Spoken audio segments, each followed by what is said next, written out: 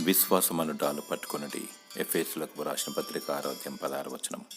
అపవాది తంత్రములు కూల్చుటకు, దుష్టుని అగ్నిబాణములు ఆర్పుటకు, మరియు అంధకార సంబంధులకు లోకనాథులను దురాత్మ సమూహములను జయించుటకు సత్యము, నీతి, సమాధానము, రక్షణ, వాక్యము, ఆత్మ ఖడ్గము మరియు విశ్వాసమను డాలను కలిగి ఉండాలి.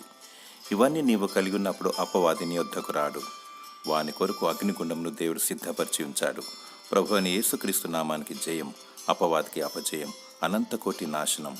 బైబిల్లో విశ్వాసము, అల్ప విశ్వాసము, గొప్ప విశ్వాసము, ఆవగింజంత విశ్వాసము, పరిపూర్ణ విశ్వాసము, స్థిర విశ్వాసము, నిష్కపటమైన విశ్వాసము, దృఢ విశ్వాసము, క్రియలేని విశ్వాసము మరియు అమూల్యమైన విశ్వాసమును చూడగలము.